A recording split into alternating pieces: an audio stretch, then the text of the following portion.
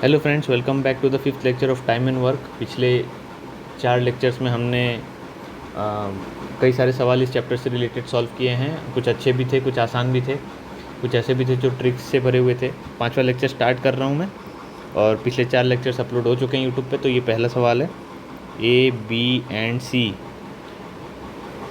Can do a piece of work इन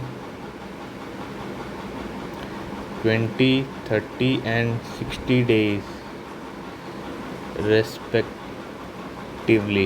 ठीक है, in how many days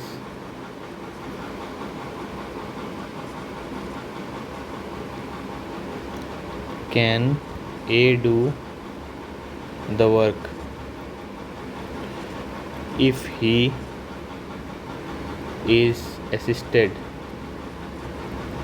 by B and C every third day। Option A दे रखा है 12 दिन, option B दे रखा है 15 दिन, ऑप्शन सी दे रखा है 16 डेज, ऑप्शन डी दे रखा है 18 डेज। इसको सॉल्व करो। क्या बोल रहा है? ए बी एंड सी, ए को लगेंगे 20 दिन, बी को लगेंगे 30 दिन, सी को लगेंगे 60 दिन। ठीक है, तो मैं वर्क का यूनिट जो है वो मान लेता हूँ 60 यूनिट्स। एलसीएम ले लो, तो इसका रेट हो जाएगा 60/20 मतलब 3 यूनिट्स पर डे। इसका हो जाएगा 2 यूनिट्स पर डे, और इसका हो जाएगा 1 यूनिट पर डे। ठीक है, अब क्या बोल रहा है? In how many days can A do the work if he is assisted by B and C every third day. मतलब पहले दिन ए ने अकेले काम किया, दूसरे दिन ए ने अकेले काम किया, तीसरे दिन तीनों ने साथ में काम किया, फिर चौथे दिन ए ने अकेले, पाँचवें दिन ए ने अकेले, फिर छठवें दिन सबने साथ काम किया। ऐसे कर करके कितने दिन में काम हो जाएगा? तो ए अकेले काम कर रहा है तो पहले दिन 3 यूनिट, दूसरे दिन 3 यूनिट, तीसरे दिन तीनों साथ में काम आएंगे मतलब 6 यूनिट, फिर 3 यूनिट, 3 यूनिट, 6 यूनिट, फिर 3 यूनिट, 3 यूनिट, 6 यूनिट, ऐसे कर करके चलेगा। तो पहले दिन 3 3 3 कितने हुए? देखो, पहले 3 दिन में कितना यूनिट काम हुआ? 3 3 3 12 यूनिट 3 दिन में। ठीक है, अगले 3 दिन में 12 यूनिट, अगले 3 दिन में 12 यूनिट, उसी तरह अगले 3 दिन में और 12 यूनिट होगा, अगले और 3 दिन में 12 यूनिट होगा। तो ये 3 दिन यूनिट्स, ये यूनिट्स हैं। ठीक है, यूनिट्स। और ये 3 दिन, तो कितना दिन लगा? देख के ही लग रहा है, 12 12 24 36 48 60। ठीक है, यहाँ पे 3 3 6 3 9 3 12 3 15। तो आंसर क्या आएगा? Option B. Easy question. ठीक, ये सवाल है। तो एग्ज़ाम में अगर आपको क्लिक कर गया तो अब तो आप एकदम फटाक से सॉल्व कर दोगे, वरना हो सकता है आपको मतलब ये पूरा लिखना पड़े। ये आपके दिमाग में देखते ही हिट होना चाहिए कि ये एक तरह से एक सीरीज़ बन रही है। दिख रहा है कि ये 3 3 6 3 3 6, फिर जो भी 12 है उसको 60 से डिवाइड करोगे तो 5 बार आएगा, 5 बार आएगा मतलब 3 into 5 कर देना है बस, और कुछ नहीं। समझ में आई? ईजी क्वेश्चन था। चलो अगला सवाल करते हैं। अगला सवाल है, George takes 8 hours to copy a 50-page manuscript while Sonia can copy the same manuscript in 6 hours। ठीक है, how many hours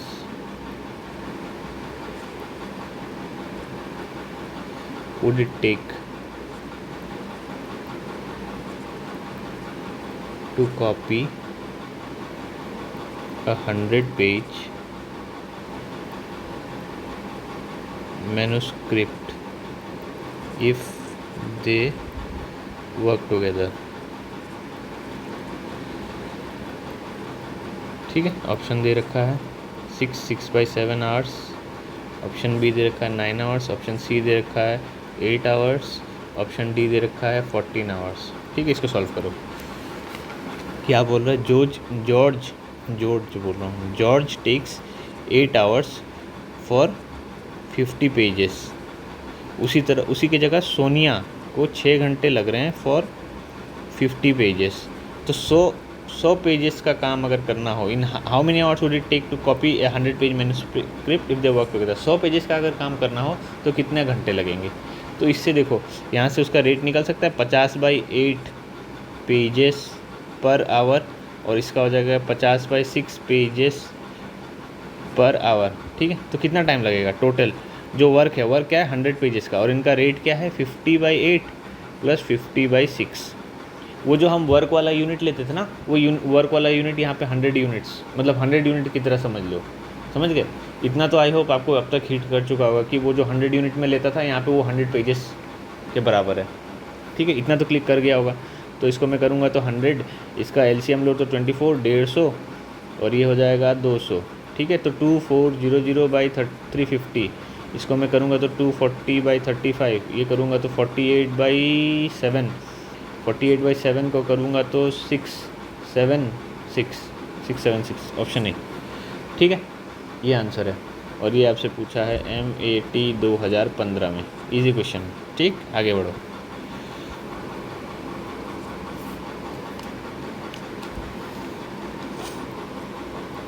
Two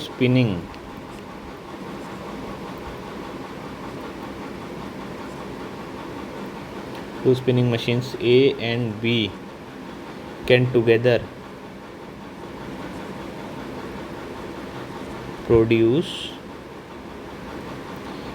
3 lakh metre of cloth in 10 hours.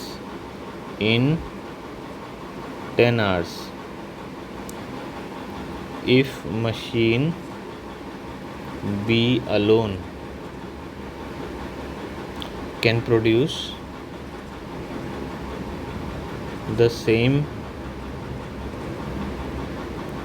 amount of cloth in 15 hours, then how much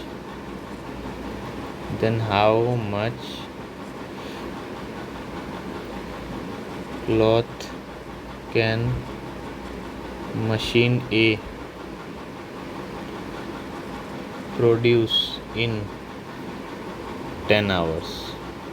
ठीक है, option दे रखा है 50,000 metre, option B दे रखा है 1 lakh metre, option C दे रखा है 1.5 लाख मीटर, ऑप्शन डी दे रखा है 2 लाख मीटर। ठीक, इट्स कम्प्लीटली डूएबल। यहाँ पे क्या बोला, 2 spinning machines A and B, A और B अगर साथ काम करें कितने देर तक, 10 घंटे तक, तो वो कितना 3 लाख मीटर कपड़ा वो बना देंगे। और मशीन B अगर 15 घंटे तक काम करे, if machine B alone can produce the same amount of cloth in 15 hours.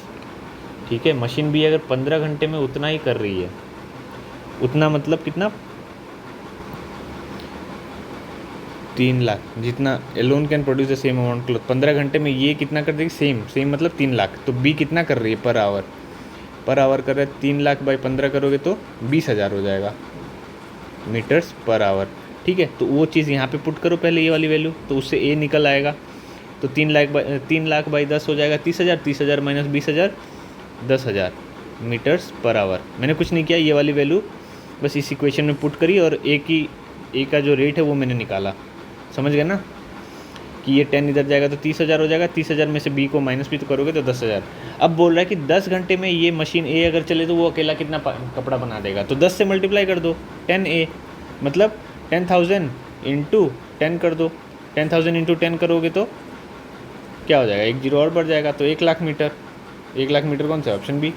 ठीक, इजी क्वेश्चन। चलो आगे बढ़ते हैं।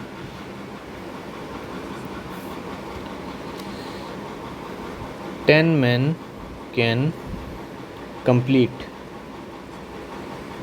a piece of work in 15 days, and 15 women can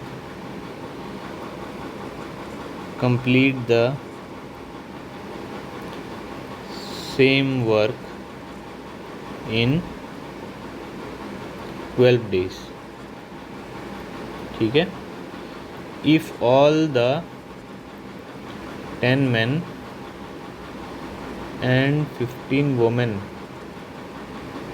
work together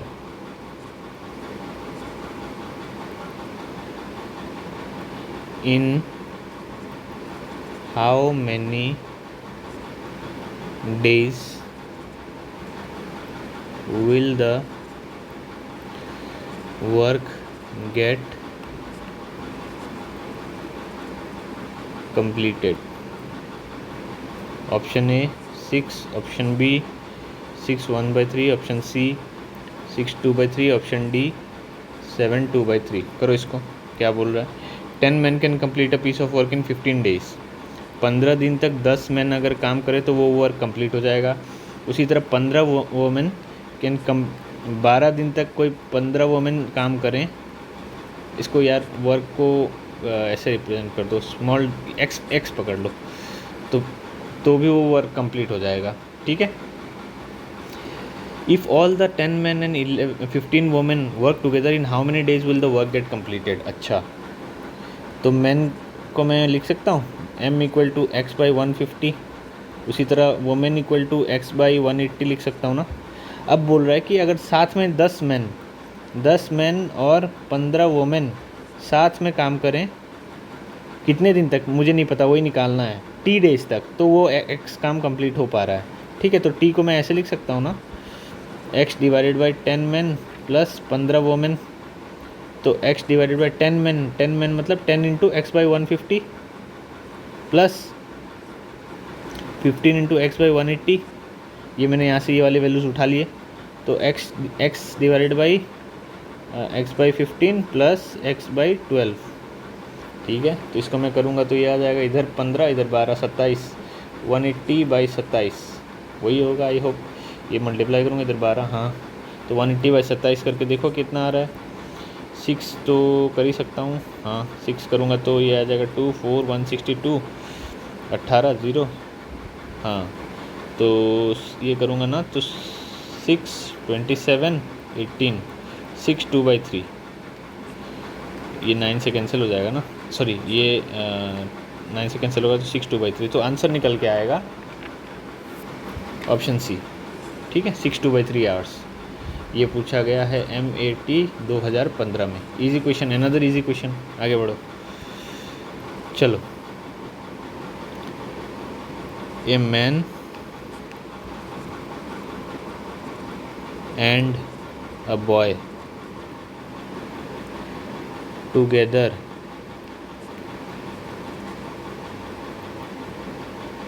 can do a certain amount of digging in 40 days। ठीक है, their speeds in digging are in the ratio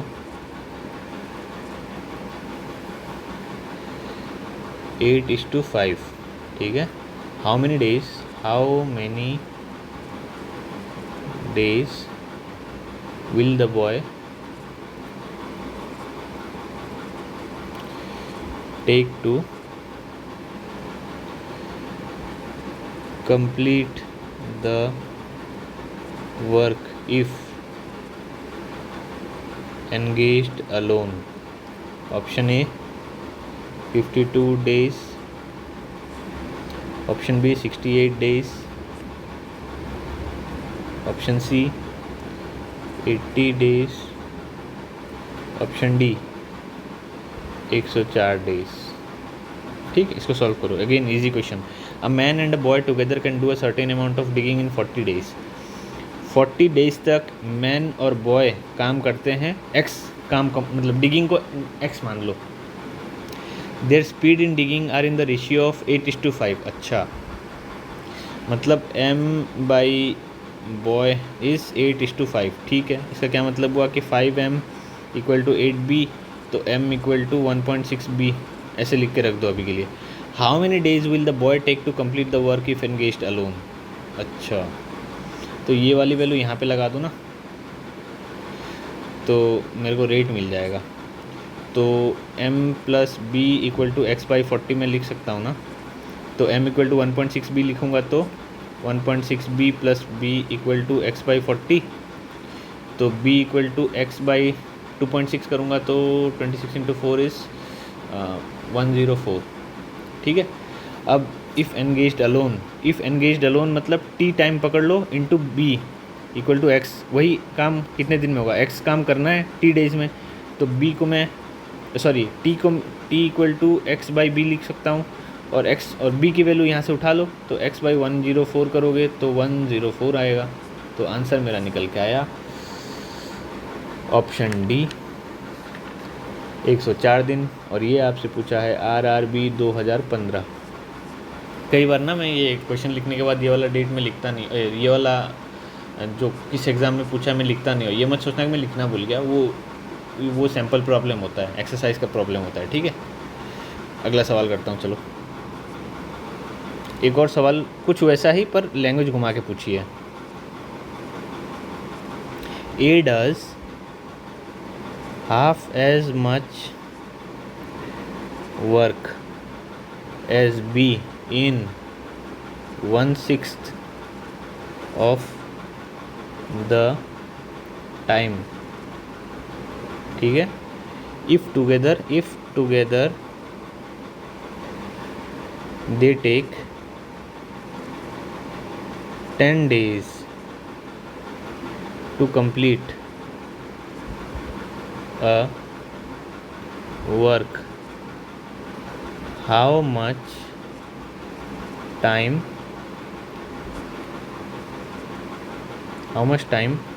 shall be alone take to do it? Shall be alone take to do it?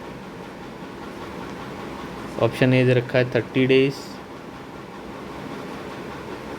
Option B दे रखा है 40 days, option C दे रखा है 50 days, option D दे रखा है 70 days. ठीक है, चलो इसको करो। क्या बोल रहा है? A does half as much work as B in 1/6 of the time. A suppose T time तक करता है एक्स काम, वही बी करता है, अच्छा क्या बोल रहे पता है, A does half as much as work as B in 1/6 of the time. Okay, तो पहले बी का निकाल लो ना, B into T equal to x पकड़ लो। अब बोल रहा है कि एक्स बी का आधा काम क्या हुआ, एक्स बाई 2, और ये ए कर रहा है कितने टाइम में, 1/6 of the time, T by 6। ठीक है, तो ए को मैं ए इंटू टी को मैं लिख सकता हूँ ना 3x। ठीक है, ऐसे मैं लिख सकता हूँ ना, ये इधर चला गया, ये वाला इधर चला गया तो 3 आ जाएगा। ठीक है, तो B T equal to x और A T equal to 3x। If together they take, तो मैं ऐसे लिख सकता हूँ B equal to x by T और A equal to 3x by T, ऐसे लिख सकता हूँ। अब क्या बोले, if together they take 10 days to complete a work, A plus B साथ में काम कर रहे हैं 10 दिन तक, तब x काम कंप्लीट हो रहा है। How much shall B alone take to do it. ठीक है,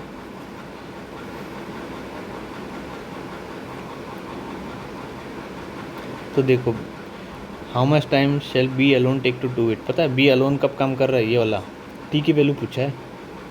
तो चलो इस जो भी यहाँ से वैल्यूज उठाएं उसको यहाँ पे पुट करो। तो ए को मैं 3x बाई टी लिख सकता हूँ, बी को मैं x बाई टी लिख सकता हूँ, यहाँ पे x को x बाई 10, मतलब ये वाला 10 यहाँ शिफ्ट कर दिया, तो 4x by T equal to x by 10, तो x कट जाएगा, t इक्वल टू 40, मतलब option B is the right answer. ठीक है, ये पूछा गया है, और जो एग्ज़ाम है जिसमें ये पूछा गया है वो SSC 2015। ठीक है, इजी क्वेश्चन था। आपको यहाँ पे पेन चलाना है बेसिकली, वो सवाल अपने आप सॉल्व कर लोगे। कितने सवाल हो गए आज के? 1 2 3 4 5 6 सवाल हो गए। चलो अगला सवाल, एक आखिरी सवाल आज का कर लेते। A is 50% as efficient as B, C does half of the work done by A and B together. If C alone does the work in 40 days, then A, B and C together can do the work in option A 13 1/3 days, option B 15 days, option C 20 days, option D 30 days. चलो इसको solve करो। क्या बोल रहा है, A is 50% as efficient as B. मतलब देखो B into T, अगर x काम मतलब B का रेट अगर B है और t टाइम में वो x काम कर रहा है, तो वही काम करने में A को A into T dash equal to X. ठीक है, अब क्या बोल रहा है कि A is 50% as efficient as B। ठीक है, तो A इक्वल टू B/2 हो जाएगा ना, A इक्वल टू B/2 हो जाएगा। तो ठीक है, ये यहाँ का ऑब्जर्वेशन यही है कि 50% एज एफिशिएंट एज B। और क्या बोल रहा है, C does half the work of the work done by A and B। मतलब A प्लस B/2 करोगे तो C आ रहा है। ठीक है, तो C को मैं एक ये टर्म्स में लिखूँ तो A प्लस B मतलब 1.5 B इक्वल टू ये, तो C equal to B/0.75 B, A equal to 0.5 B। इसको मैं ऐसे भी तो लिख सकता हूँ। ठीक है, इतना हो गया। अब क्या बोल रहा है, if C alone does the work in 40 days, C into 40 equal to X काम हो रहा है, तो C इक्वल टू x/40 हो जाएगा ना। तो ये वाली वैल्यू यहाँ पे पुट करो, तो ये हो जाएगा हाँ, तो ये यहाँ पे मैं अगर डालूँ तो x/40 into equal to 0.75 B, तो B इक्वल टू x/30 हो जाएगा, और A इक्वल टू B/2 है ना, तो ये x/60 हो जाएगा। तो वही पूरा काम ये क्या बोला, if C alone does the work in 40 days then A, B and C together can do the work in, तीनों अगर साथ में काम करें तो A plus B plus C ये करना है। तो A की वैल्यू है x/60, B की वैल्यू है x/30 और C की वैल्यू है x/40। तो सम करो, एलसीएम लो, ये 2x plus 4x plus 3x, ये क्या हो जाएगा 2 4 6 9x/120। ये तो हो गए इतने यूनिट्स पर डे। अब x यूनिट्स काम करना है और टोटल रेट है 9x/120, तो ये 120/9 आ जाएगा, तो ये 13 और ये हो जाएगा 13 से मल्टीप्लाई करूँगा तो 9 रिमाइंडर, और ये 1 सेकेंड, ये आ जाएगा 9 और ये 3, तो 13, ये 13 1/3 है ना, 3 से कैंसिल कर दोगे तो ये रेशियो आएगा। ठीक है, तो ये आंसर है। ठीक, इजी क्वेश्चन था, बस थोड़ा सा आपसे कैलकुलेट करा रहा था, घुमा के पूछा था। ठीक है, तो आज के लिए इतना ही रखते हैं यार, हमने 5-6 सवाल कर लिए ना, 1 2 3 5, ठीक है, 1 2 3 4 5 6 7 सवाल किए आज। ठीक है, अच्छे क्वेश्चंस थे, इजी क्वेश्चंस भी थे, तो इससे पता चलता है कि ये चैप्टर मतलब ऐसा कुछ बहुत ज़्यादा वो नहीं है, टफ नहीं है, वही चीज़ों को घुमा फिरा के पूछता है। लैंग्वेज में वो थोड़ा सा ट्विस्ट डाल देता है और पूछता है कि इसको ऐसे सॉल्व करके दिखाओ। एक और कुछ और वीडियोस हम बनाएंगे इस पर। ठीक है, before we wind up this chapter. और आई होप आपने इस वीडियो से भी कुछ सीखा होगा। मुझे उम्मीद है कि मेरे पढ़ाने के बाद भी आप जाके मेरे से ज़्यादा इंटेंसिटी से आप क्वेश्चंस को सॉल्व करते हो, मतलब जितना मैं पढ़ा रहा हूँ उससे ज़्यादा नंबर्स ऑफ क्वेश्चंस आप सॉल्व करते हो, क्योंकि मैं तो यहाँ पे पढ़ा के चला जाऊँगा, आपके ऊपर है आप कितना एफ़र्ट बाद में जाके डालते हो। जितना ज़्यादा एफ़र्ट आप करोगे उतना आपके लिए काम आसान होगा, एग्ज़ाम आपका जल्दी निकलेगा। और इस चीज़ को मैं कई बार हर वीडियो में बोल चुका हूँ कि जल्दी से जल्दी इस फेज़ से निकलो। ठीक है, तो आई होप आप ये चीज़ को फॉलो कर रहे होगे, और मुझे इतने देर सुनने के लिए बहुत बहुत शुक्रिया। आई होप आपने कुछ सीखा होगा। Thank you so much for listening.